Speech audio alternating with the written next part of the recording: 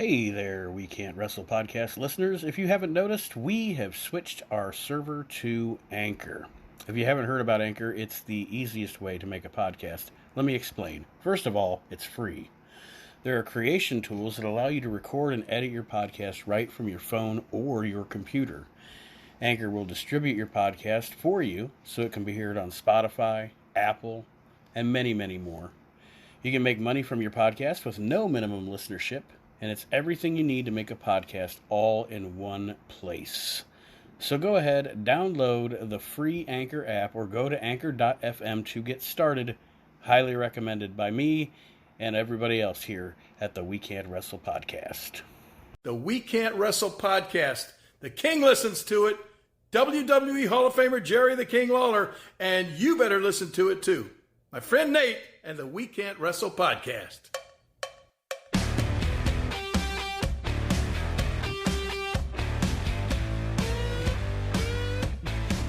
Hello, wrestling fans, and welcome to the latest edition of the We Can't Wrestle podcast. Of course, Nate Maxson here with you, and as always, I am along with my brother Aaron.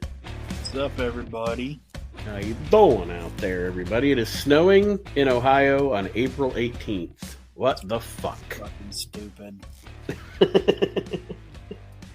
Hopefully that turns around. It's supposed to be in the 80s this weekend, and for those of you listening that live in our area, Ohio, Indiana, this Saturday in Fort Wayne at the Memorial Coliseum, the Heroes and Legends Professional Wrestling Convention, and Aaron and I will be there in attendance.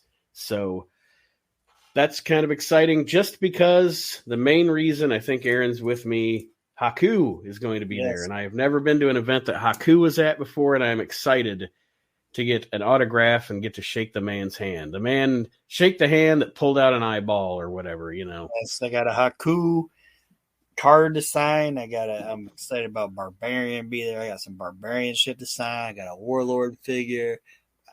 I'm gonna put it all in my little box and just pay these dudes to sign my shit. Bob Backlund will be there again. I know you got Bob's autograph the last time, and I kind of, after it was done, I was like, God damn it. I should have got something autographed by Bob.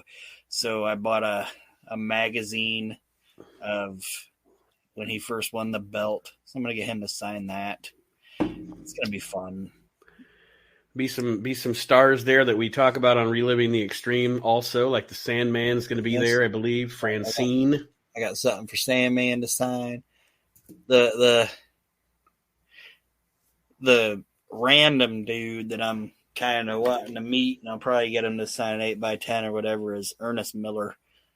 Yeah, I didn't even realize he was going to be there. I guess I missed him on the lineup. He's on the lineup. So, yeah. I mean, they might, hopefully, they take him off. But it's like, I want to meet Ernest Miller. That dude, underrated in my opinion. Yeah. Not a fantastic wrestler, but a personality times 12. He's like one of the better things about WCW 2000. Yeah. Fucking Ernest Miller. Always a good show, the Heroes and Legends. Again, it's at the Fort Wayne Memorial Coliseum this Saturday, April 23rd. And it's always fun. It's always a well-organized show. You can buy collectibles, get autographs, and then they have a wrestling show in the end where you can watch some of the legends wrestle as well. So it's always a good time. And like I said, Aaron and I will be there. I'll probably be in a Reliving the Extreme t-shirt if you want to seek us out. So that being said, let's get into this week's show. This week's show, we're going to talk about sad promotion I don't think we've ever talked about before here on the show. It is the American Wrestling Federation, which ran from 1994 to 1996. Chicago promoter Paul Alperstein started the show. I remember a couple of things about this. All right. First of all, Aaron sent me a YouTube video. It said AWF Warriors of Wrestling. I was like, I remember seeing this show at like midnight, in the mid-90s, thinking it was weird because like the top guy was Tito Santana. Even though I like Tito Santana, he's not exactly the top guy, But I also remembered, then I opened, because I figured you had sent me like an episode of Warriors of Wrestling, and I'm like, all right. I opened up the video, and it's 2.5 hours long, and I'm like, Jesus Christ. When I found this thing, I thought Okay, this is what it was under. There's a YouTube subscription thing. It's just wrestling pay-per-views. I'm like, Mhm. they have a fucking pay-per-view? No. And I found it, and no, they didn't. And when I saw it, like, I didn't even think. I just saw, oh, AWF had a pay-per-view, and I sent you guys the link before I even watched the whole thing, you know? Mhm. And when I watched it, I was like, oh my God, are these guys going to want to do this? You know? Well, that's what I was thinking. It's essentially an AWF mixtape.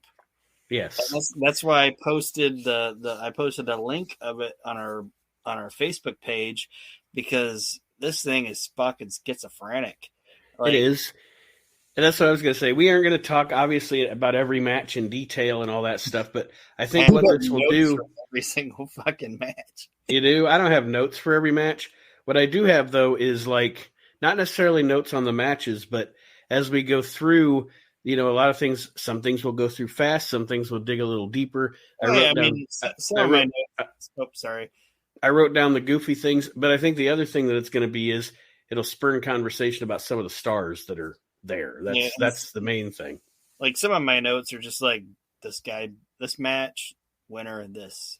Yeah. You know, but then there's also a thing, yeah, it's fucking weird. And then I also remembered as I was watching it, I can't find it because I tried to locate it after I started watching the YouTube video at one time, and I don't know if it got lost in a move or it's in the wrong tote and I just can't find it. I actually have a 4-disc DVD set that I had bought probably on eBay or Amazon or something, probably a decade ago, that had the entire 1995 season of this promotion. And I can't find it because when I was watching this thing, I was like, I want to go back and watch that.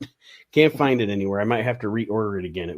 It doesn't even say AWF on the cover. It just says Warriors of Wrestling, but it's the entire 95 season of this promotion. So, all right. Like I said, it was the mid-90s. You said it's Paul Apperstein. He was the owner. But there was also that, and we'll talk about him a little bit, but that Rico Suave guy. Yes. The fat manager, which every, like, northeastern promotion had a Rico Suave. Yes. A guy who retorted himself with a sexy name, but was anything but. This guy's real name is I'll fuck his last name up, but it's Steve Signor, and apparently he had mob ties. He was connected. He was probably helping to finance the thing, is what we're saying. Oh yeah, but it was getting financed with mob money.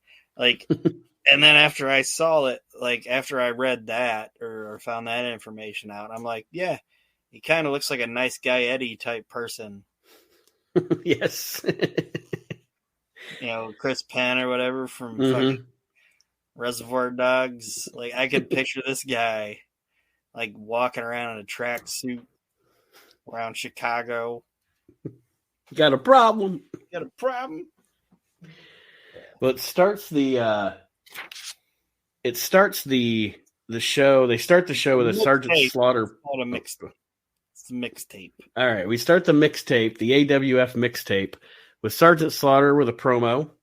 The funny thing about the next thing, unless you had something on the Slaughter promo. No.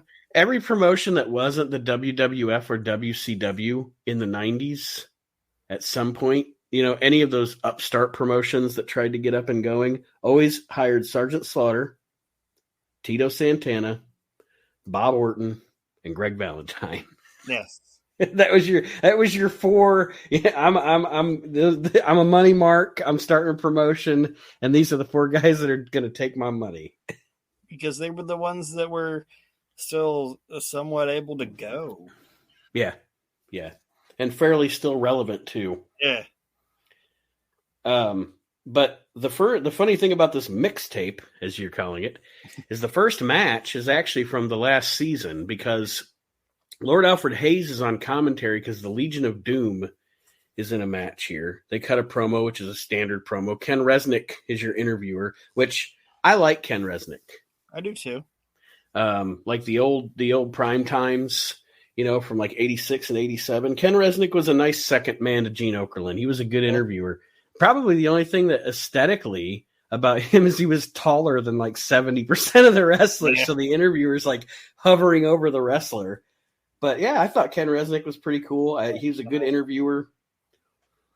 I think he started in the AWA, I believe. He did. But Ken Resnick. Oh, go ahead. What's that? He probably sells cars now. Yeah, something like that. Usually a retired professional wrestler is a truck driver or a bouncer. And then you usually hear like the fucking interviewer sells cars now. Yes. He's probably back in Minneapolis. Yeah. The wrestler is a trucker because he likes to be on the road, and the commentator is a car salesman because, well, he's a salesman.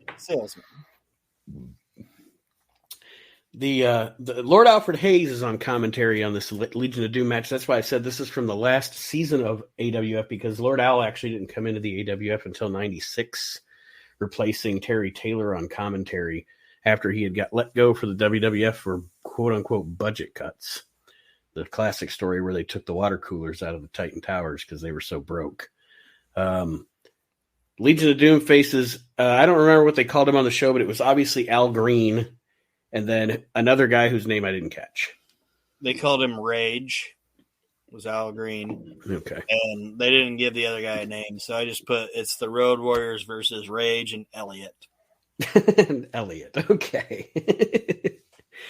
The promotion used rounds, the European system. Stupid. Yeah, it is. It just doesn't translate well. To American wrestling, let me say that, because I like watching World of Sport, and those guys knew how to do it. Right. But here it doesn't work. Now, one thing they do as they go through here, and it's a nice touch, is, and we'll get to them later, but they do mention as a good little storyline touch that Chris Adams and Steve Casey are going to be more, what do you want to say, more attuned to the round system because they wrestled in England. This was your standard LOD squash. Yes. Rage and Elliot stood no chance. The next thing totally stinks. Because Charlie Norris always stunk, and he's stinky, and Charlie Norris even looks like he stinks. I hate Charlie Norris.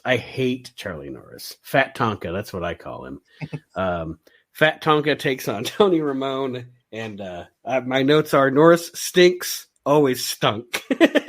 So, and I don't know who the guy that was commentating with Terry Taylor was.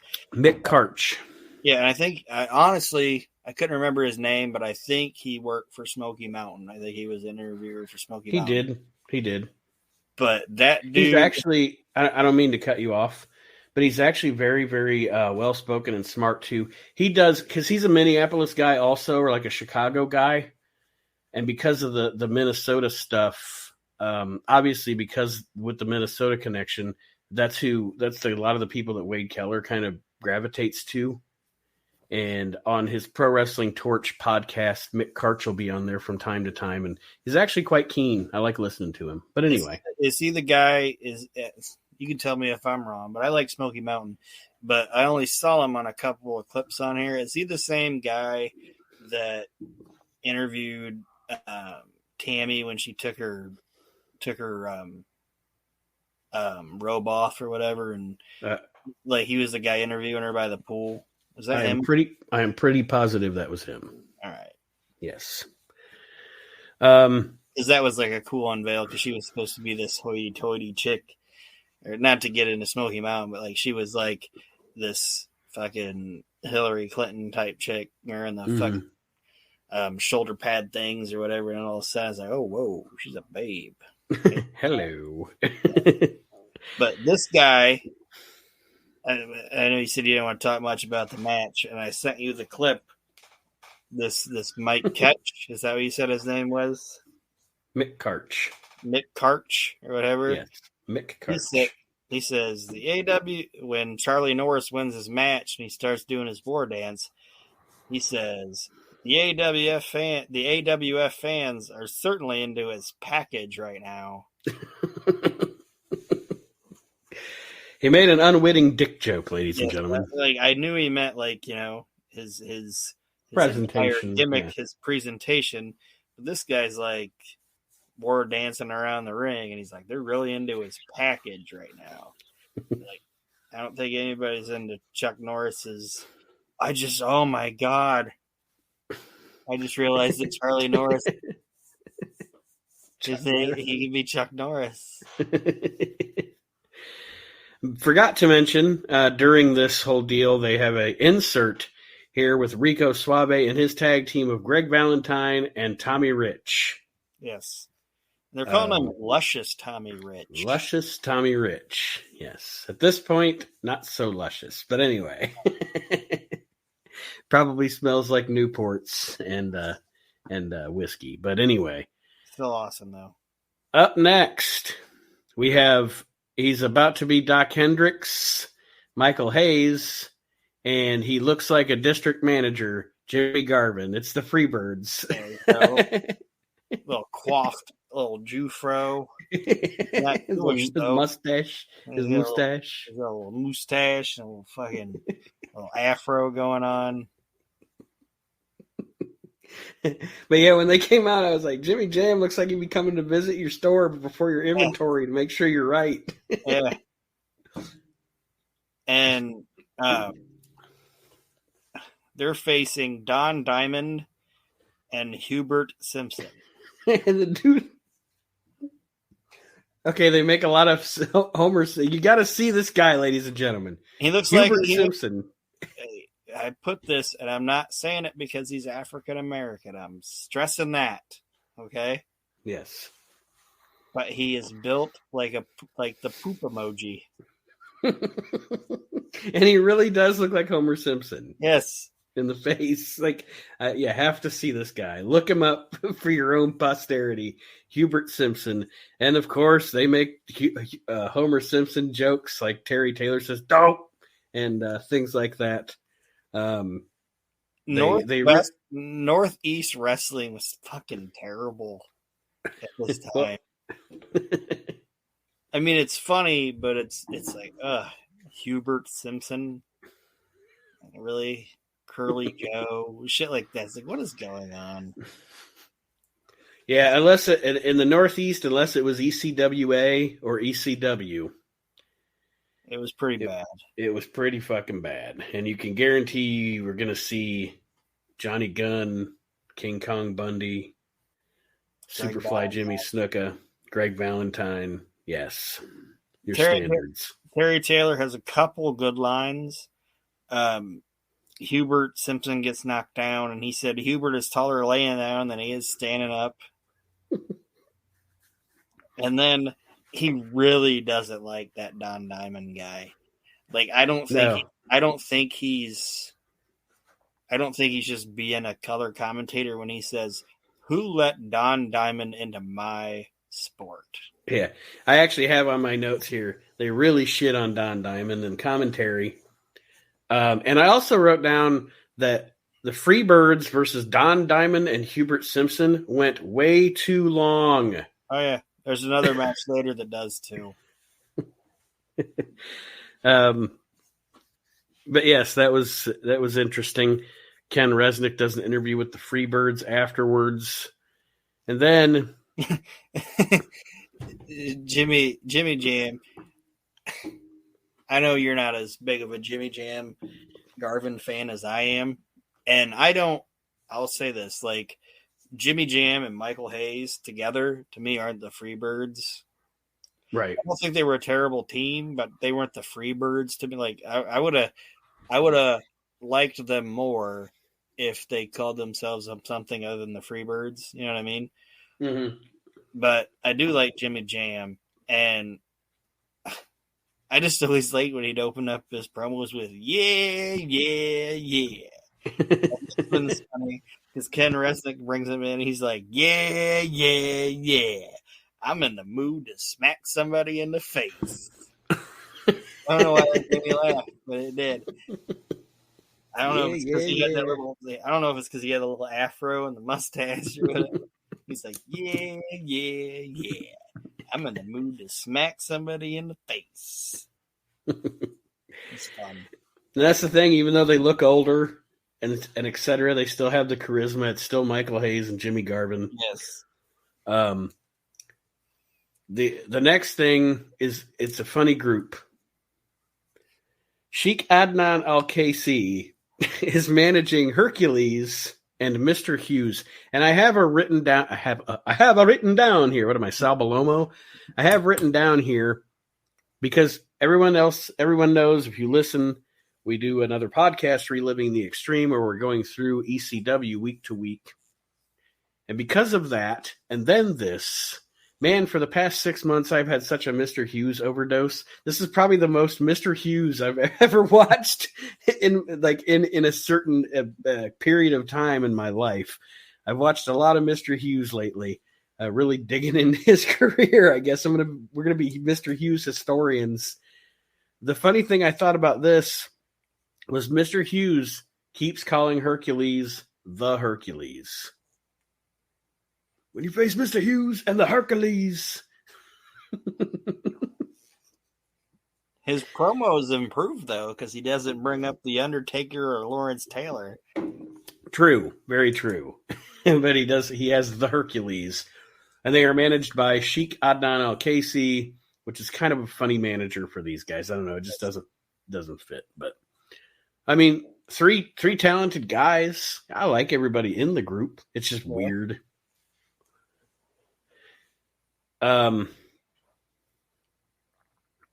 So did you catch, like, they started showing a match between Jimmy B and Johnny Gunn, and then it just cut away from it? Did you notice that? Yeah. Or did I go to pee or something and miss it? No, there's a finish.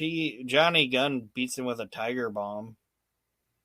Okay, I guess maybe when I got to pee or something and I missed it, it must have just been really short. Because what I have here is Jimmy V versus Johnny Gunn, but then it's Gunn and Powers versus Hubert Simpson and Ken McGuire. Yeah, the only thing that this match was used for was to talk about how the ladies like Johnny Gunn and they all want him to dick him down. That's basically the gist of the match. The match. Okay, so you got the Hubert Simpson guy here again, and this Ken McGuire, who's a big tub of goo. And the match is. First of all, you're trying to get these. Go ahead. We got to explain or kind of try to describe these people because we said Hubert Simpson looks like a poop emoji with a Homer Simpson face. Ken McGuire, okay. Yes. When I saw Ken McGuire, first off, did you like the comedian / comedian musician Tim Wilson? Yes. Used to be on Bob and Tom. Mm-hmm. Yeah. He did the First Baptist Bar and Grill. Yeah. Remember that song? Yes. Well, like where the church got burnt down, so like they let and one of the lines is the preacher's going in there and it's like he actually says the only one that showed up was Ken McGuire, and that's a little son of a bitch set the church on fire. That's like that's a good line. But then when I was watching Ken McGuire, I was like, Ken McGuire looks like somebody. And I know it's not the same guy. Like, I know Ken McGuire isn't this guy. But if I would have to describe Ken McGuire to anybody, you know who he looks like? Who? He looks like Francis from Pee-wee's Big Adventure. You're right. Now that you say it, I see it. Yeah. That's Ken McGuire. Francis. From Pee-wee's Big Adventure. And this is the match that I put in my notes. Why is this still going? Yes. I put this is way too competitive. Like you're trying to get these two baby faces over, and they're going like 12 minutes with these two frumpy jobbers, and they're getting like super offense on these. Like Johnny Gunn is like selling for fucking Francis. It's like, what is going on? And Jim Powers looked super gassed too in this match. Yeah, well, he probably was. But yes, you're right. That's in my notes as well. Way too competitive of a match. And Gunn and Powers win with their finishing move, which is essentially the heart attack, but with a bulldog instead, and they call it the power gun. Sounds like a sex toy. All right. And that's the noise right there. They call it the power gun. And they had like, is it during this match or is it? I guess it is because I don't know if they have another match on this tape, but like they're trying to get over, like you said, that Johnny Gunn is like loved by the ladies, but the lady that's loving him is like this 13-year-old girl. Oh yeah, those are later on in the notes or something. Okay. Okay, so that must be during another thing because I was like, that's kind of creepy. Yeah. Did you see her all over me? Whoa. Yeah. Whoa there. Yeah, that's coming up. Then Powers and Gunner. That is the next interview. Sorry. Okay. Because he comes out and he gives like this little girl his armband or whatever. And I'm like, ugh. These girls are like 13. What is going on? And it's obviously staged. So it's like, why wouldn't you have like a woman, 20-year-old? Yeah. Yeah. Like this girl is wearing a t-shirt that looks like she borrowed from her dad and some jeans. It's like, that is a little girl. She has the barrette in her hair. It's like, what is going on? Yeah, where is this gimmick with Johnny Gunn going? Yeah.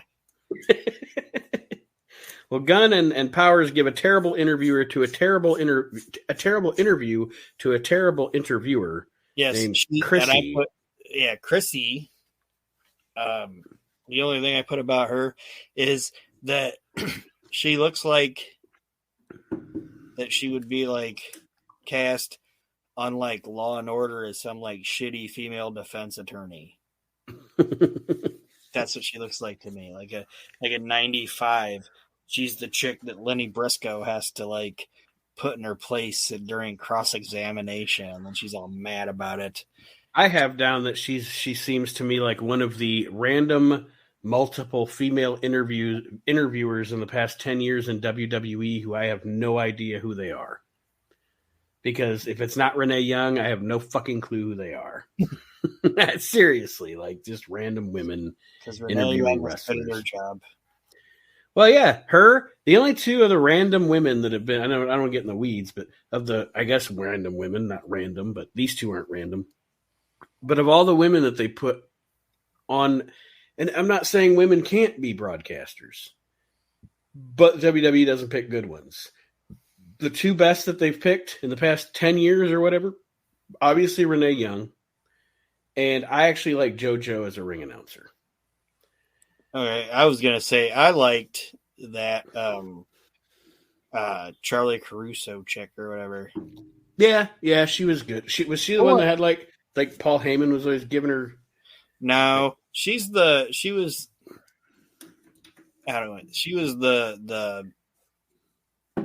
she had like shorter brunette hair. Like it wasn't like a Karen haircut, but she was the hot brunette chick, and she did like Raw Talk and Talking Smack or whatever, and I liked her. I mean, what first made me watch her was like, God damn, like she's attractive. And so was Renee Young. She's attractive. So is Renee Young. She's attractive too. But that Charlie Caruso chick, she was good at her job. And they're the two that fucking got picked up by ESPN, so obviously they were good at their job. Yep. Conan 2000, which is Scott Putski, is up next against Ronnie Vegas. I have no notes on the match. What? Conan 2001 and Scott Putski was butt.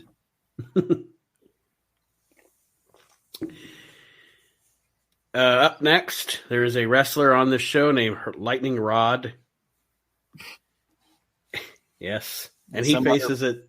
some other fuck named Hurricane Smith. Hurricane Smith, who it seems like, I'm thinking Hurricane Smith probably knew Alperstein. Like he was one of Alperstein's, like maybe went out, because Alperstein was an indie promoter. Maybe Hurricane Smith worked for him on the indies or something, because they're really like pushing this guy like they think he's a star, this Hurricane Smith. And if you're a big fuck, which this guy is, he's like 7 foot is what they're promoting him at. They try to say he's 7 foot and over 400 pounds. I don't think he's over 400 pounds, but he's a big fuck. Unless you're like the name Hurricane Smith doesn't work. Yeah. I mean, like this guy does not look like he's the Hurricane. Like this is butt. And Hurricane Smith wins with a big splash that they title the Thunderclap. Finishing the Thunderclap. Which made me laugh now because it's like that's a term for like chicks that twerk. Booty hoes be like, oh, they made that Thunderclap. Be like, no, I don't want to see Hurricane Smith twerk. As crazy as it sounds, Aaron might even give me the side eye for this one.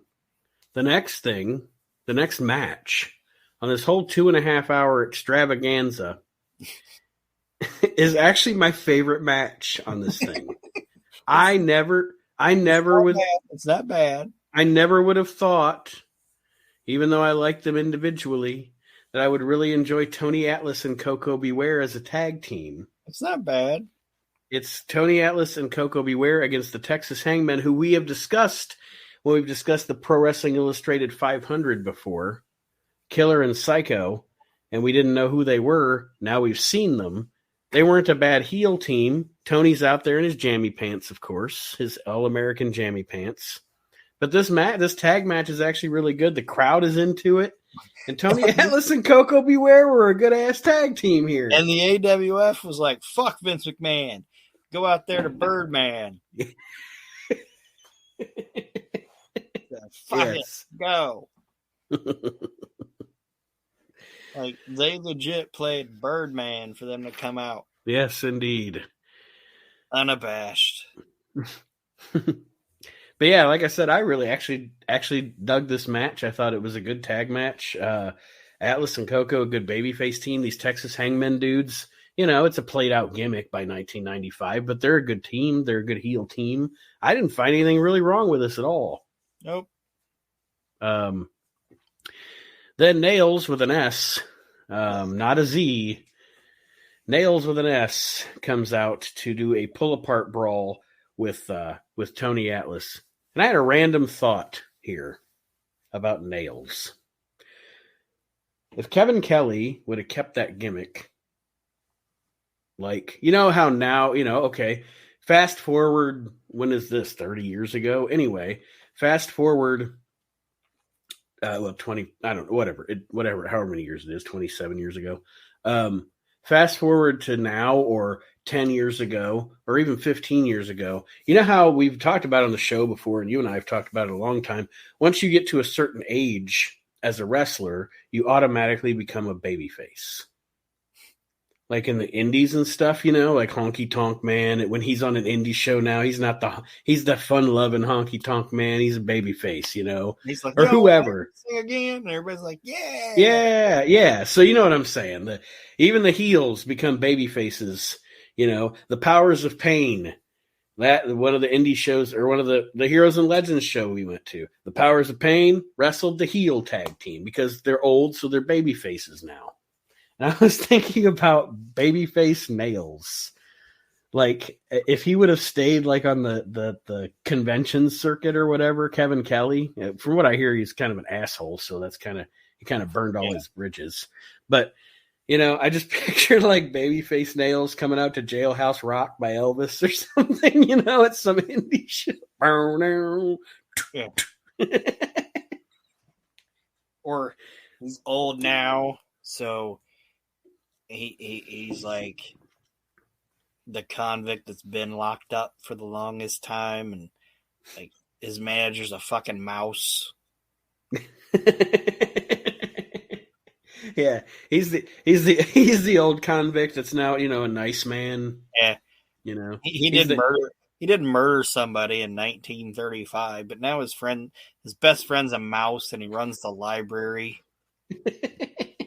I was thinking of the guy that they show on Walk the Line. It's like, I was dressed in black. The guy that's just really enjoying watching Johnny. Yes. He's been in prison for like 30 years. He's just an old guy now. Because he did something fucking horrible. We don't even remember what he did. Yeah. Now he's just old Joe. Yeah. Like he gets along with all the guards and shit. Yeah. Like, we forget that he smothered a black kid because he possibly stole something. Now he makes apple pie for the warden.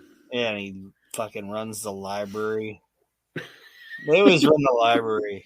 They always run the library. And their friend's a mouse. By the end of the movie, I mean, they got to electrocute him now, but it's like, oh. But he's cool with it. Hey, I understand. I'm ready to go home. Yes. He's the guy that they didn't put the sponge on his head in fucking Green Mile.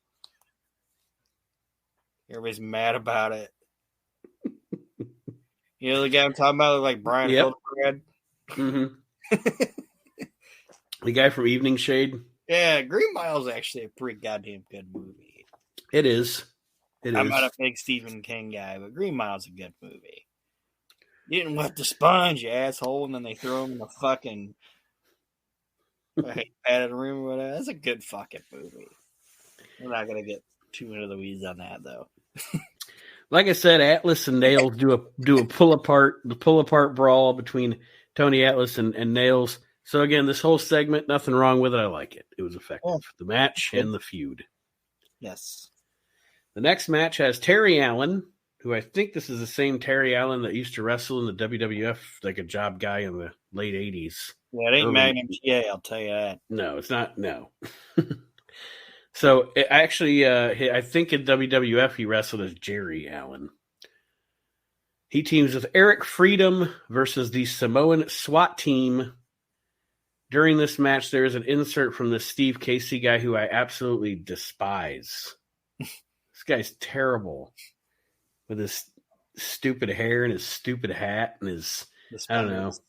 Yeah, I don't even know who this guy is. I don't even think he's really British. Because when they said, we're going to hear from Steve Casey, I was like, Texas Steve Casey? And then he comes on, I'm like, what the fuck is this guy? What is this dude? And then he's just there being British. Here's butt. Yeah.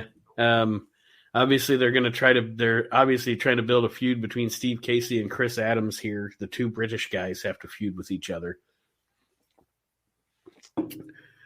But the SST go over. Terror. I can't say.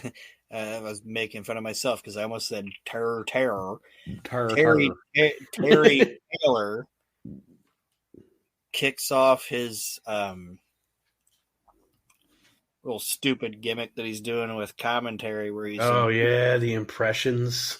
And he actually does like the idea is stupid and all the other ones suck, but Terry Taylor actually does a pretty good Macho Man.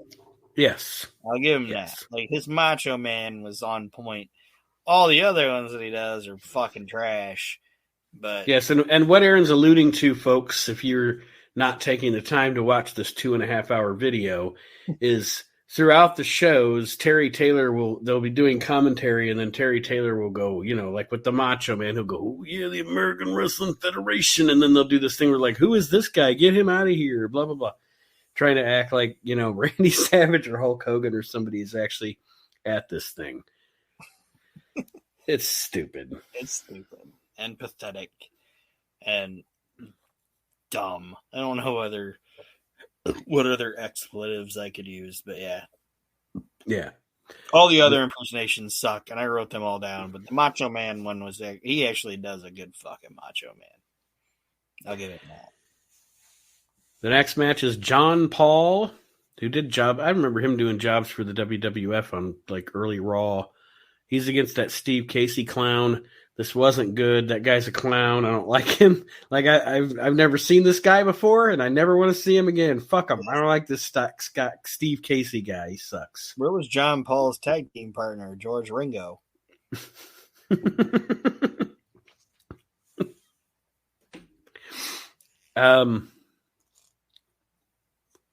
Here comes Terry Taylor's next impression, because the next match is Tom Zank.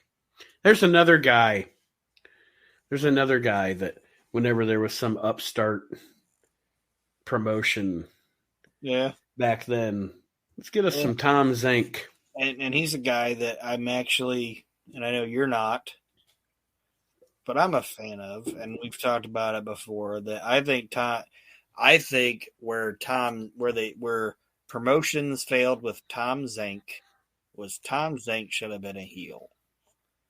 He should have been a fucking bad guy. Yes. And I know why he wasn't, why promotions didn't want to book him as a bad guy, because at the time that he was wrestling, he was in shape. He was a good-looking guy. You know what I mean? Mm-hmm. So when a promoter would look at him and be like, this guy's a white meat baby face. But in my opinion, Tom Zank's like persona and the way he carried himself, how do I want to say it? It was almost like a Lex Luger. You know what I mean? Where I honestly think that Tom Zank, I don't know the guy. I never knew that he's dead now, but like I never met the guy and never will or whatever. But I think Tom Zank, honestly, in real life, probably had an ego about himself. And I think let that guy just put his ego on TV. Yeah. Like not be like, and like obviously clacking hands with the ladies. You know what I mean? Or like hugging them or whatever. He should have been the guy being like, your ladies want to hug me. Look at me. Mm-hmm. Like Rick Rude. Yeah. I'm the Z-Man. You know what I mean? Like that's not a nick. Like Z-Man shouldn't have been a nickname that somebody gave him. That should be a nickname that he gave himself. Yeah. You know what I mean? Like, yeah. Like if you get a nickname, that's cool. You know, I've known dudes that have nicknames. You know what I mean? Mm-hmm. You ever met that guy that gave himself a nickname? Oof. Yeah. Like, I'm Rod Dog. Now, if somebody else gave Rod the nickname Rod Dog, everybody's like, hey, Rod Dog's here or whatever. But when he walks in and be like, hey, Rod. Yeah, well, that's what I was say. Obviously, because we grew up in the 90s, and my first name is Nate.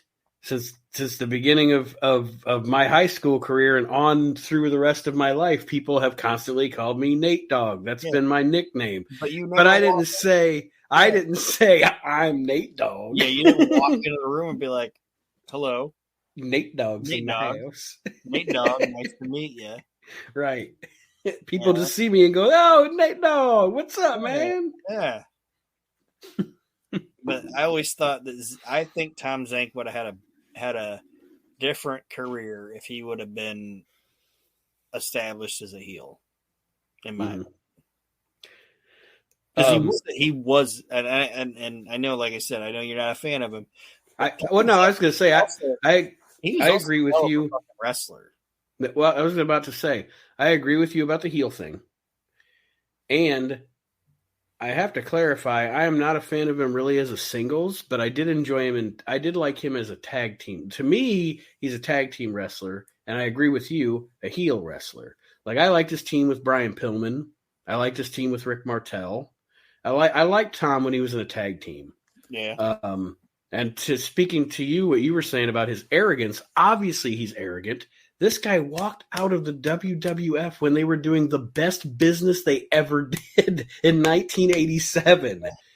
That's arrogance. Like, I don't need the WWF. What? Like, imagine if you were talking about him in the WWF. Imagine if they would have flipped the script and they would have been like, okay, the Young Stallions are heels now. Because Paul Roma, they tried to push Paul Roma as a face. Mm-hmm. Paul Roma's a much better heel. I don't know if you ever listened to Paul Roma talk, but that guy's a fucking asshole. in real life. You know what I mean? Like, well, but Zeke, we're the Young Stallions. The Young Stallions is a heel fucking team. I'm not saying they would have ever been like the fucking champs or whatever, but they would have been fucking great as fucking like a little heel tag team. Zeke teamed with Martel, but Jim Powers was. Oh, sorry. Yeah, no, that's okay though. But like Roma and Zink could have worked as a team. Yeah, I see what you're saying. Yeah, I misspoke on that. Sorry, that's all right. No, but I could when you said it, I could say, oh yeah, Zink and Roma as heels, little like a Gino Hernandez kind of character. Yeah, you know, they pull up in their fucking convertible. Yeah, getting off their private plane. Little shitty little assholes. All right. Well, there's our Tom Zink dissertation here on the show. He beat Hulk Elliott. Hulk Elliott, and this is where Taylor's next impression comes in. His awful impression of Hulk Hogan. At first, I was like, who's he impersonating? And then I realized, oh, Hulk Elliott's in the match. That's who's just fucking impersonating. Fucking Mike's nutsack or whatever you said his name is like, who's that guy in red and yellow running away? Yeah, like, shut the fuck up, stupid. Anyway, Tom Zink wins this match. The next match, well, there's an interview with Tony Atlas and Coco Beware that's good. I loved, like, Coco was doing his preacher voice, and Tony Atlas was like, oh yeah, bro. Oh, he was rolling right. Man, these guys were fucking fun on this show. I don't give a fuck. Coco Beware and Tony Atlas, man, I'm all about it. But yeah, it was great because Coco's doing like the "we're coming down," and Tony Atlas is like, "Oh yeah, brother." Yeah. Wasn't Tony Atlas at the beginning of it? He's like, "Y'all don't know, but Coco can sing," and then Coco's like, "Oh yeah, brother." yeah. For me, this was the Tony Atlas Coco Beware show. I guess I really enjoyed them in the AWF. But anyway, the next match. Pretty Boy Floyd and Firefighter Jim. Sounds like I'm reading indie results on Slice of Time here. They fight a team that I dig because I like both guys. I'm a mark for Warlord. Everybody knows that. And I actually liked Jeff Gaylord. Yeah. It's stupid that they call them the Lord Brothers. That's dumb. Like Warlord's first name is War and his last name is Lord. Whatever. It's stupid. Well, it's not far-fetched. I mean, there was another muscled up fucking moron named Warrior. True. Not saying Warlord's a muscled up moron. He's probably intelligent. And I like Warlord. And I like these and I do like these guys, by the way. I'm a Jeff Gaylord fan. I think Jeff Gaylord was awesome in Texas, and he's built like he's in shape and everything like that. His life was crazy. Yes. If you, like I said, I don't like to plug other podcasts on here, but I plug the ones I like. You know what I mean? And I love crime and sports. And there's a Jeff Gaylord crime and sports podcast you got to listen to if you want to listen to the fucking insane life of Jeff Gaylord. And that's funny, too, because back in the 90s, when we would watch Global or, whatever, I always was like, I don't know why this guy's never been to the WWF. Why have they never signed this guy? He seems like he'd be perfect. And then I listened to Crime and Sports, and I'm like, oh, that's why. He's got some priors on him. Well, Jeff Gaylord and the Warlord go over. I think during this match is when Terry Taylor does his Ric Flair impersonation. I believe so. And essentially, he just sounds like Terry Taylor with a stuffy nose. That's his Ric Flair impersonation. Which is his entire career. I like Terry Taylor, but that was just whole. Nobody understands that either. They talk about they made like Dusty dance around, and they had Virgil be Virgil because they're making fun of Dusty. You know what I mean? Mm-hmm. Mm-hmm. The Red Rooster was them mocking Ric Flair. Yes, I thoroughly believe that. That the was cock of the walk. Yeah, and pecking and bird nose and all that shit. They were making fun of Ric Flair. I agree. And what I tend to disagree with is like that's one of those because I'm not one of those guys. I'm not one of those guys that's like dismisses everything Bruce Pritchard says just because he's been Vince McMahon's guy. There are a lot of those snooty, we talk about them here on this podcast. There are a lot of snooty wrestling fans and snooty wrestling podcasters that like to do that. But I will agree with Cornette in that the Artful Dodger is the perfect nickname for Bruce. Yeah. And sometimes he is full of shit. And one of the things where I always, when I hear it, and I'm like, Bruce, you're full of shit, is whenever he says, oh, the Red Rooster just didn't work because Terry Taylor didn't want it to and he didn't get it over. No, you saddled him with a shitty gimmick. Yeah. And there's a lot of times where Bruce will say something like, and I'm like, all right, yeah, I can see the WWF's line on that. That's fine. But the whole thing about Terry Taylor and that was never going to be a main event gimmick. It was never going to work. It was stupid. The Red Rooster was to make fun of Flair, and Akeem obviously was making fun of Dusty Rhodes because they couldn't get those guys to sign. Yeah. The Akeem is blatant. There's dream in the name. There's the dancing. It's blatant. I just watched the Primetime Wrestling from '88 from Paris. You ever watch that? Yes, it's aesthetically one of my favorite wrestling shows of all time. Yes, and it's a great card. And the main event match, and I like One Man Gang, everybody. Don't get me wrong. I like George Gray. He's awesome for a big man. But he wasn't a fantastic worker, obviously. That wasn't the point, right? He was That wasn't what he was supposed to be. But that Paris show, I just watched it this morning, which is why it's fresh in my mind. He main events with Randy Savage for the WWF title, and it's the best Akeem match I've ever seen.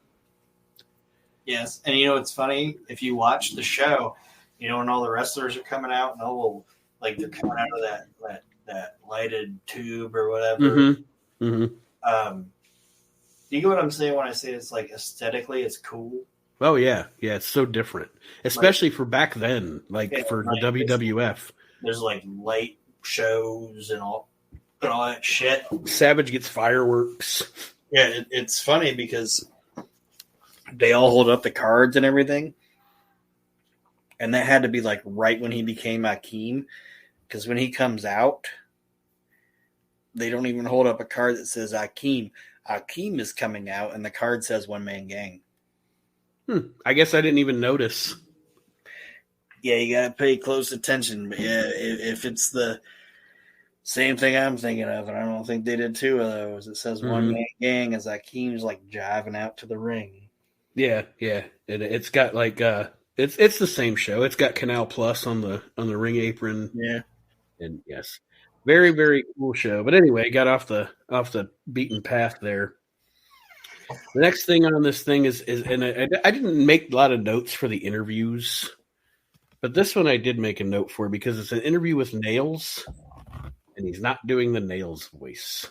It's because we talked about it the other day on a show that we were watching, or show we were talking. I don't know if it was on my show or what, but that wasn't a Nails voice. You didn't know that? No. What were we talking about? We were talking about we were talking about Canyon. Remember we were talking about Mortis and how cool the Mortis character was? But when they let him talk, he talked with Canyon's voice. Mm-hmm. We weren't knocking Chris Canyon's voice because you can't control your voice, But Mortis shouldn't have talked because the Mortis character shouldn't have that voice. He shouldn't have that lisp or whatever that he had. Yeah. That's what they did with Nails in the WWF because they liked his look I like the way he worked. He works like nails. They distorted his voice on purpose. Like they did like a module thing with him. Like, you know, when you're talking to like one of those microphones as a kid and it would be like a voice distorting thing. That's what they did. Like when he's like, "Bosh, man," that wasn't him. That wasn't him doing it. That was the WWF altering his voice. I had no idea about that. Yeah, that's why they did it, because like I said, they liked the look of him and everything, and then when they had him fucking talk, they're like, "Oh, that's not nails." Oh, geez. Oh, golly. Yeah, it doesn't work. Boss man A. Yeah. You bet you sure. I'm going to lay out. Yeah. So when he would cut promos and shit, they would do the modular thing with his voice. Well, I learned something new that I didn't know. And I learned that by listening to The Artful Dodger. I listened to a thing about that with Bruce Pritchard talking about nails. And like I said, they just, like, production wise, they would distort his voice because they were like, this isn't what nails should sound like. I'm a convict, eh? Yeah. Shouldn't sound like he's fucking from Fargo. Oh no. Oh jeez. Oh jeez. William H. Macy, Yeah. amazing in that movie. Yes. Yeah. But you don't want William H. Macy playing nails. All right, William H. It's even funny. Like like when he's on the phone with the warranty company or whatever, and he's even trying to be mad. And I don't know how to describe it, but it's just like even when he's trying to be mad, he's so not intimidating. It's like, let me tell you here, you made a promise, and anyway. I love that fucking movie. The show's really good too. You ever watch the show? No. Fargo? No. Is it on FX? Yes. FX. You gotta have Hulu to get FX, and I don't have Hulu. Oh, well, if you can find it or you get a chance at some point, watch the Fargo series. It's fantastic. Hulu's the one that I dropped off. Like I had it gets to the point where you have so many streaming services where you're like, okay, well, I'm going to cut the cord on cable, but it's like, I have all these streaming services and now I'm paying more than I paid for cable. Yeah. You know what I mean? I like Hulu. I use, cause I don't have cable at all. And I still like to watch the WWE shows or fast forward through them. So I kept Hulu cause it's got Raw and SmackDown. Kendall and I, there's a lot of stuff Kendall and I like on there too. And I have it bundled with my Spotify. I understand that. But I dropped Netflix, but I still have it because I use our mother's Netflix. She uses my Hulu. I use her Netflix. It's a fair trade. Anyway, back to our show here. I put on here, I don't know why I put this note. There's an interview with Tommy Rich, and all I put... I guess I wasn't specific enough in my notes. All I put was interview with Tommy Rich. Rico got money. So I don't know what I was referring to. I know what you were talking about. I know what you were talking about. Does he say Rico got money? No, I think Mr. Hughes was involved in it. Oh, okay. Because I kind of wrote a note about how Mr. Hughes' entire gimmick was all about somebody having money. Always. Yeah. You got money? I got money. One of my favorite things from the early ECW stuff is Jason going, "Mr. Hughes, I need your help." And all he says to him is, "You got money?" He's like, "Yep.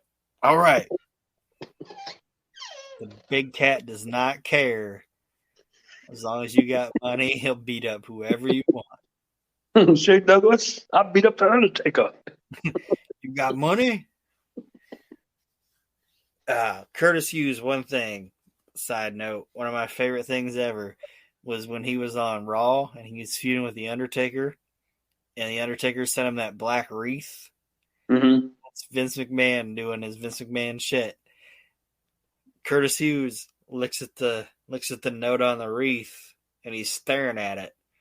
Okay, and he stares at it for probably, I want to say, 30 seconds at least. 15, 30 seconds. And he's just reading it, and he goes, "Rest in peace." And Vince McMahon's like, "Really took him that long to figure out what that said?" Like, that wasn't that was Vince McMahon being boss Vince McMahon. Yes. You know what I mean? Like, took him that long to figure out what that said? Yeah, that was Vince McMahon producing live on the air. Yeah.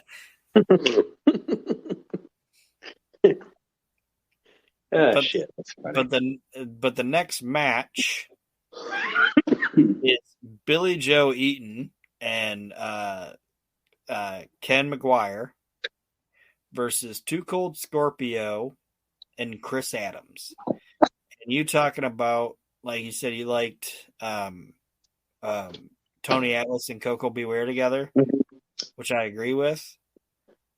I actually was like, God damn, Chris Adams and Too Cold Scorpio is actually a pretty good fucking tag team. Yes, and I have the same thing kind of here. I have down, at first I have Too Cold and Chris Adams team up, ? And then I put Chris Adams and Too Cold teaming up. Good stuff. Yeah, these guys are good together, and I enjoyed it.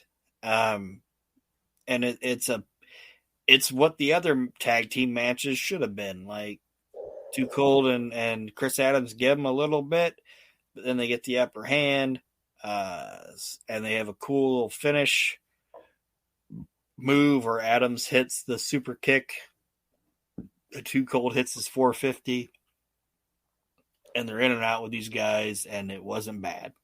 Although Chris Adams' music was weird. Yeah. Like, I know there's lots of variations on the quote-unquote British Bulldog theme, whatever that song's called. It's not God Save the Queen, but whatever it's called. But this one was weird. It was like, it started out like that, and then it went into like a disco kind of thing. It was kind of weird. Yeah. And I know we've had a show in the past where we talked about, like, guys that were surprised they never worked for Vince or whatever. You know, it's like, part of me kind of wishes Chris Adams hadn't been such a fucking scumbag in real life. Like, if that guy would have been such a fucking scumbag, I think he would have had a hell of a fucking career. Yeah, well, that's actually a question that, and again, like you said, we don't, whatever, Jim Cornette, we talk about Jim Cornette's podcast on all of our shows all the time because we all love Jimmy. But that's actually a question I've thought about sending into the drive-thru, is for all the promotions, the AWA, Georgia, Mid-Atlantic, et cetera, during the WWF's 80s expansion, the one promotion they never drew a lot of talent from was World Class. And I wonder why. I know why. You know? I can tell you why. Okay. They were all fucking pilled out goddamn scumbags. I don't want to call them scumbags, but they had a lot of fucking baggage. Mm-hmm. Like, look at all the shit that Chris Adams did. Like, drug possessions, Grand Theft Auto, he fucking head-butted a stewardess. Yeah, kind of a train wreck. Not a stewardess, sorry. He didn't headbutt a stewardess. He headbutted a pilot because the stewardess wouldn't give him any more beer or drinks. And she was like, you got to stop. And then the co-pilot came out and he fucking headbutted him. You're right. It's a train wreck. Like fucking Gino Hernandez using fucking... That's why. Like, it was an entire promotion of Scott Hall's. Okay, and I know the guy passed away, and I'm not saying anything bad about him, but that's what it was. It's like, we could have one of those guys, We can have one of them, but you can't have a whole roster. but we can't have 10 of them. Yeah, You know what I mean? And that's really honestly why I think it was like that. yeah. Like I said, I think I always understood why the boys like Chris or like Carrie and Kevin and David wouldn't have been scooped up because obviously they're going to stay loyal to their dad and the promotion. But Fritz turned an eye to all of it. Yeah, Like Gino, Chris, Adams, all those guys. He fucking turned a blind eye to all that shit. And Fritz, and that's why I put Fritz in our fucking Hall of Shame, because that guy, all he gave a shit about was making a goddamn buck. mm-hmm. So Well, I'm pretty sure that's probably what Jim Cornette would tell you. He'd probably be more eloquent about it. He probably wouldn't say they didn't want to sign 10 Scott Halls, but I think that's why. the next thing on this AWF show is Sergeant Slaughter wrestling, of course, the terrorist. Who speaks with a New York accent, by the way.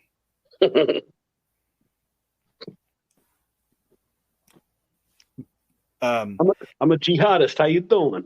Yeah, how you doing? This Car is the bomb. And I have a question written in here, and I thought Arch would be on here, so it was a question like, "What do you guys think?" But I'll just ask you. Mm-hmm. How do I want to say this? Like you were talking about Akeem not being the greatest worker in the world. You know what I mean? Yeah. But hell of a bumper. Mm-hmm. That's Especially what I want for size. Yeah, that's what I want to ask about Sergeant Slaughter. I think Sergeant Slaughter, and I have my opinion, but I wanted to get you guys' opinion. I think Sergeant Slaughter is a hell of a bumper. Okay, and you don't get a bump named after you if you're not a great bumper, because there's a Slaughter bump, you know. Mm-hmm. So we can both agree, Sergeant Slaughter, great bumper. Absolutely. Sergeant Slaughter, great worker. Do you think Sergeant Slaughter is a great worker? I do. I do too. I really do. He wasn't like fucking Ric Flair or whatever, but I think Sergeant Slaughter gets somewhat underrated in being able to fucking work a match. And I mean, okay, a couple of examples I'll use just to put him over. His matches with Pat Patterson. Those are matches you can go back a couple of times a year and watch them and find a new nuance every time you watch it. And obviously Pat was one of the best workers of all time, but Slaughter was right there with him, hanging in there. yeah, And those are fantastic. And people can say what they want about the storyline. They can say what they want about whatever. Even at being later in his career, he had great matches with Hulk Hogan. And I'm sure I could find more. There's actually a match that I really and you and I have talked about it on the show before. Neither one of us are like quote unquote AWA students. That's probably out of the major promotions. That's probably the one we would watch the least or be the least attracted to. I saw a match with Slaughter and Wahoo McDaniel one time. That's one of the greatest brawls I've ever seen. And yeah, fantastic worker, Sergeant Slaughter. I agree with you. He doesn't get enough credit for how absolutely good he was. Yeah. And like part of it's the gimmick, you know what I mean? Mm-hmm. People tell because the gimmick's fantastic. Like you could do whatever you want with that fuck. Like you can make that gimmick a fucking face or a heel, whatever the fuck you want to do with it. Yep. Yeah, I just think the guy was great, and I like everything about him. The psychology of him, his fucking promos. Yeah. Well, like you said, the gimmick. He can be a dickhead drill instructor. Yeah.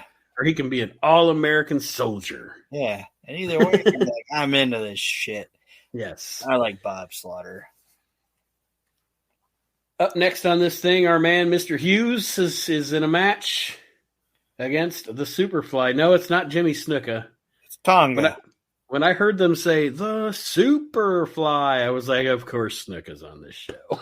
But it wasn't. It wasn't Jimmy Snuka. It's Tonga. I think it was Tonga, right? Yeah, it wasn't Samu. Yes. It was Tonga. Yeah, it was Tonga Kid. Because the SST on this was Samu and Tama. Right? Sure. Yes. And this was Tonga Kid. No, not Tonga Kid. Tonga Kid's Haku. I get him confused. This was King Tonga or whatever. Anyway, whatever. It's one of the Samoans, and he's against Mr. Hughes. And Hughes beats him. Yes. And afterwards, we get a promo with Mr. Hughes and Adnan Al-KC. And then, here we go. My man, Coco Beware, against Nails with an S. Yes. And there is a promo from the Warlord. And I have it written down. Oh, yeah, I do. They show a video of Nails. Yeah. Yes, And okay. because he's selected Nails to be his tag team partner in the tag team tournament. And Warlord points something out, and I thought it was actually pretty cool. They're putting Nails over as being fucking out of control, and nobody can control him. Mm-hmm. Which is obviously out of control. Because Ken Resnick goes, Warlord, Nails is insane. Nobody can control him. Like, what do you think you could, like, do you really think you can keep him in line? And Warlord was like, no, why would I want to? Why do you think I would want to? You know what I mean? Like, he wants this out of control tag team partner. Mm-hmm. But what I put in because there's not a lot of Warlord promos like in the WWF. You know what I mean? Yeah. It's a lot of whoever's managing him, whether it's Fuji or Slick. There's just a lot of him going. Ha, ha, ha. Yeah. But what I put, like, watching the Warlord's promo style, I put the Warlord cuts a promo like a Speed Racer villain. Do you know what I mean? Like, Yes. like, why would I want to control him? Ha ha ha! I'm gonna come at you. Like, he's speaking really fast and then going ha ha ha. Like, I think it like he's like, I'm gonna get you, Racer X and Speed Racer. Ha ha ha. Yeah, up with a chopper. I'm gonna take her out. Ha ha ha. Like Dr. Roboto in Sonic. Yeah. He's very fast speaking, and then he goes, ha ha ha. It's just all I thought about was because I'm a Speed Racer, Mark. I like Speed Racer, and I was like, I said Sonic. I meant Mega Man. Sorry, that's fine. Misspoke. But like he speaks like an anime villain. That's how Warlord got all his promos. Now I'm good with it. I'm going to take you out right now. Ha ha ha. My evil plan will come to fruition. That's the fucking Warlord, and it's fucking awesome. Up next, it's Nails with an S, like I said, against Coco Beware. And it's fine. Tony Atlas comes out afterward to still building their feud. Apparently, like Aaron said, this thing's so disjointed. There's so much going on. At one point, some guy put this together for us. Thank you, guy, whoever you are. And the next match is throughout the show, they're talking about their tournament to crown the AWF champion. It's funny because on this whole thing, this dude never put a Tito Santana match on it. We hear about Tito, but and Tito actually. Before we went to, or before we recorded the show, I looked up some stuff about the AWF, and apparently even after the promotion folded, he had a match on some other indie show with the AWF on the title on the line. I forget who it said it was against, but on this indie show, some guy came out and said, "Well, the AWF was alive. You dodged me for the title." So Tito brought out his AWF title and defended the championship on an indie show. But anyway, the next match, it's the AWF title tournament. It's Chris Adams against the Warlord. And I liked this match too. Yeah. It was good, and Warlord, like I said, he's not like, like we were talking about with Slaughter. It's not like he's like this great worker, this great He's not. or whatever. He's not putting on a clinic. But he looks fucking good, and Chris Adams, I think, could. Like I said, he was a scumbag. Like, all you got to do is watch Gentleman's Choice. Realize how fucking trashy Chris Adams. Did you ever watch that, by the way? No. You got to watch it. Like, it's. I almost want to rewatch it, and I want Chad to rewatch it, and I want you to watch it, and I want us to, like, fucking review it. It's the fucking Tiger King of professional wrestling. It's the fucking Tiger King of wrestling. Like, remember Beyond the Mat? You watched Beyond the Mat, right? Oh, yeah. I've watched Beyond the Mat multiple times. Yeah. The chick that fights, like, the little stripper girl that Chris Adams finds? Yeah. She's on it. She's in there. Her and her husband. They're talking about fucking Chris Adams trying to get one over on them because they were the big time stars, and Chris was trying to hold them down and all this shit. And they're interviewing her in a fucking goddamn like trailer park parking lot and all this shit. You gotta fucking watch it, man. You just gotta watch. Gentleman's Choice. I will put it in my queue. I really want me, you, and Chad to fucking review Gentleman's Choice, the Chris Adams story. Oh my fucking God. Like, I watched the whole thing and I felt dirty after I watched it. Need a shower after you watch it. Yes. I don't know what made me bring that up. But anyway, yeah, I know what made me bring it up. Just being that I said, like, it sucks that Chris Adams was so much of a shit human being, because that dude was fucking good. Mm-hmm. Like, really fucking good. Very versatile. And, again, another guy that could be a face or a heel. Yeah. You like, know? This is like, I would say this about Chris Adams. I put Chris Adams, like, in-ring work on the same level as Brett and Sean. And that's a lot of praise. Mm-hmm. But as a human being, terrible. And that's why nobody ever wanted to do anything with him outside of Texas, where he was at. But I mean, he was as good as Bret Hart or Shawn Michaels, but he was just a fucking terrible human being. Yeah. Like, yeah. Go ahead, sorry. No, I was going to say, you don't want to hire a train wreck when you're a major or you don't. I guess WCW hired him for a while. You don't want to push a train wreck when you're a major wrestling promotion. Yeah, they signed him, but he was fucking working goddamn Saturday night and this, that, and the other thing. Like, I'm stumbling over my fucking words. I'd put him in the same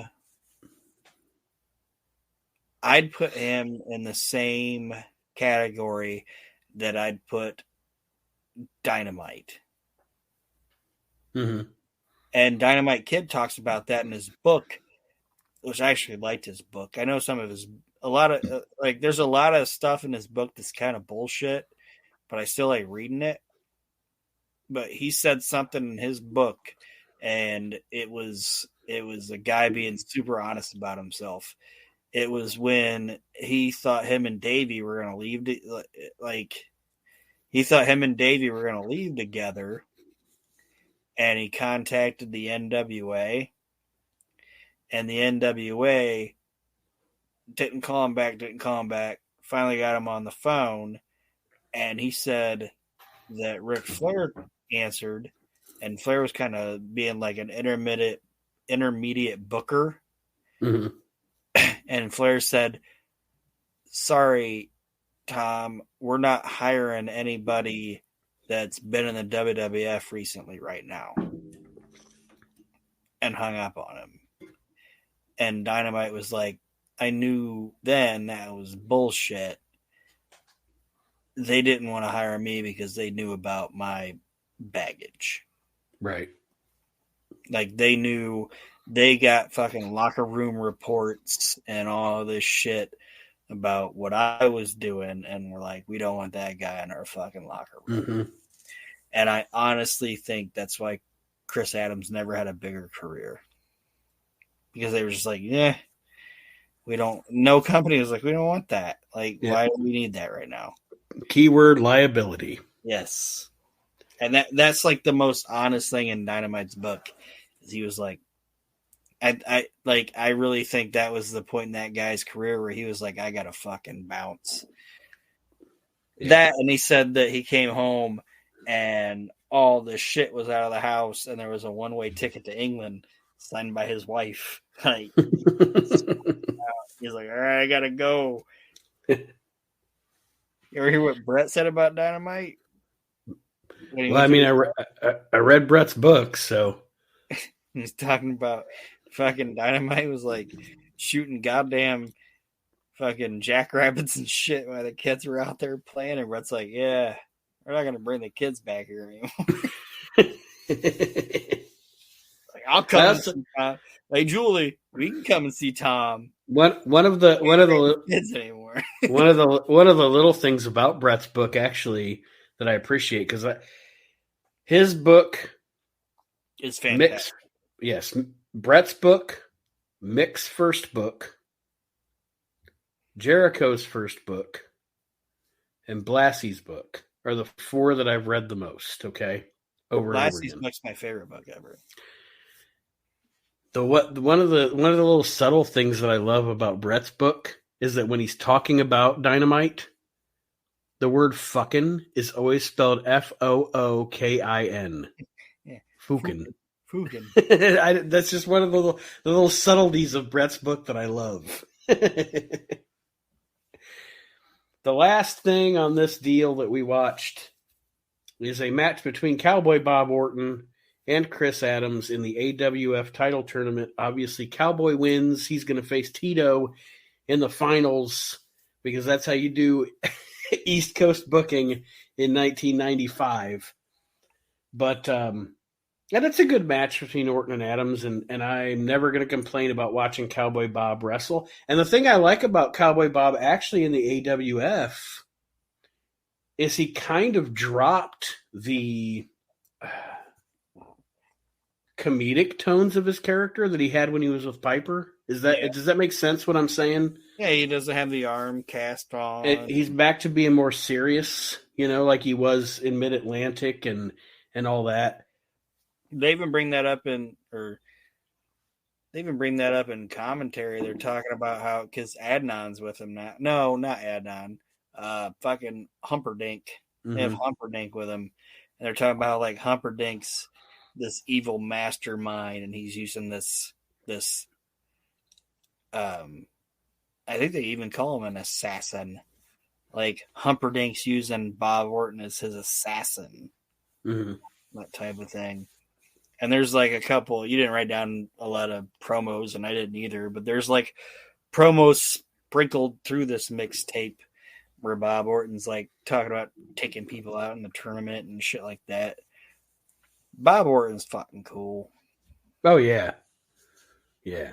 I mean, any Orton, his dad, him, his son. I mean, Randy Orton, people can say what they want about him. And it's been 20 years. God damn. Anyway, it's been 20 years since he popped up in the WWE. In that company, in the past 2 decades, Randy's the most consistent performer. I don't care what anybody says. And he's had times where maybe his gimmick was a little boring or whatever. Right now he's boring. And when the bell rings, see, I like him and Riddle. I dig it. So I'm not. You know me. I'm not a Riddle fan. I know we're of two minds on that, but eventually, I don't want to cut you off. But I was just going to say He is bell to bell the best wrestler of his generation. Yeah. End of story. End of story. I was going to say, well, eventually those birds are going to fly out of Riddle's ass and he's going to get RKO'd. Or, and this is my opinion, because you're working to the future, right? Like we just said, Randy's 20 years a veteran. I would actually prefer Riddle turns on Randy. See, I understand that, but I think Randy will turn on him, and I don't like Riddle, but Riddle ends up beating him at like a WrestleMania or something, and he can do whatever the fuck you want with that tricycle ride motherfucker or whatever he's on. But Randy Orton is this is what I'd say about Randy. If I had to describe Randy Orton to somebody, Randy Orton is if Ric Flair and Jake Roberts were able to procreate, shoot out a fucking baby. Does that make sense? Yes. Because he's got the in-ring ability of Flair and the psychology ability of Jake Roberts. And again, like I said, I would say, and then we'll wrap it up here, but it just got me thinking about it. I've thought about it a lot, because I am actually going to put him on my ballot for our Hall of Fame next year as Randy Orton. And 20 years, okay, his generation of wrestlers, I put him on top, and I love AJ, and I love CM Punk. And I would also put them up top, too, for their generation. I would, too. But Randy is just the best and most consistent performer. And Brock and Cena, but he's just the best and most consistent performer ever. The thing that I would put him over like an AJ or Punk, which you're a bigger Punk fan than I am. I'm not going to say I don't like CM Punk. But the reason I would put them under Randy is... And this isn't a knock or anything, mm-hmm. but there were times when those guys were doing like that X Division shit. And I don't want to call it shit. The X Division style. You know what I mean? Mm-hmm. Like, okay, there's 3 big high spots in a row and nobody's selling shit. You know what I mean? Yeah. This what I'm saying makes sense, and I'm not knocking AJ Styles or CM Punk, right? Or like the guy that I think is the biggest misuse. This is I'm just gonna say it. The biggest misuse talent in current wrestling aspect, like the current wrestling landscape is right now. Past 20 years. Right now, just right now. Okay, Shelton Benjamin. Okay, possibly Shelton. But I think the most misused, miscast, he means nothing, and he should be one of the biggest stars in the fucking world is Finn Balor. Agreed. Like, that guy should be fucking Bret Hart right now, in my opinion. But I didn't even put Randy over him because Finn still does that shit sometimes, where it's like some guy crashes him through this thing or he does some crazy ass thing and then he just pops back up. Yeah. Randy doesn't do that shit. Mm-hmm. Yeah, absolutely. Watch Randy Orton anytime he's ever been in a Money in the Bank match. Yeah.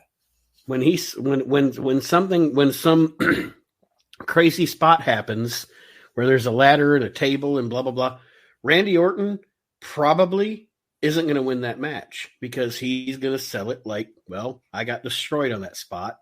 And, But that's the way I look at it. I know we kind of got in the weeds on it, but I just... The AWF mixtape was fucking weird. Yeah, it was. It was schizophrenic. And it was at times a pleasant surprise. Nate Maxson discovered that he likes the tag team of Tony Atlas and Coco Beware. and Tony Atlas feuding with Nails with an S. So that is my takeaway from this journey down the rabbit hole of the AWF, which went nowhere. And I think that I want to keep going down this, and I know we probably can't do it every week, but every once in a while, just I want to do it. It came from YouTube, like some random ass shit that's found on YouTube that somebody has out there. To me, this was fun. I enjoyed it too. We'll wrap up here, but when you first sent me the video, again, I thought it was going to be like a 45-minute TV episode. Then I opened the thing and I was like, fuck, this thing's 2 hours and 30 minutes long. And I thought I was going to hate it. And I found myself enjoying watching it. So And you understood why I texted you guys or messaged you guys and said, are you sure you want to do this? Because I didn't know it was going to be what it was. And I'm like, yeah, let's do it. It was fun. And now it made me want to be like, oh, I'm going to find more random ass shit on YouTube. Well, do you have any parting words for our listeners this week? I just want to thank them for listening. And like Nate said, we don't have a booth this year or anything, but we're going to be wandering around the fucking Heroes and Legends in Fort Wayne. So if any of you guys are there, I'll probably have my relive it. I don't want to. Oh, you're gonna wear your reliving the extreme shirt. I gotta find my We Can't Wrestle podcast shirt or what. I don't want to be like Twinkies. People are gonna think we're a couple. My parting words are: check out all the other shows here on the WrestleNet Radio Podcast Network, including Aaron's show, The Year That Was, ... Slice of Time, where we go back 25 years ago in professional wrestling to cover all the news, notes, and results. Of course, our buddy, Mr. Archie Mitchell, who is home and better, and we're happy about that. We think he's better. He didn't show up today. I'm sure he was probably like, fuck you guys, I'm going to bed. Or they're going to find him tomorrow. Join him for If You Smell What the Arch is Cooking. There are a couple of new shows coming to the network. And, of course, Reliving the Extreme with Aaron, myself, and Chad Austin going through every single week of ECW. We are heading our way to Hardcore Heaven 1994 and almost to that fateful night where Shane Douglas threw down the NWA Championship and cut his historic promo. We're almost there. We're almost to ECW becoming Extreme Championship Wrestling, and I am very excited for that. Yes. And that being it's going to get good, and then our show is going to get bad. I think what will happen is our show might get less comedic. We got to figure out ways to not make that happen. They'll give us a reason. Pro wrestling always gives you a reason to make fun of it. I gotta have reasons to fucking make memes and shit. I was super proud of that big cat, you're not the father thing I put together.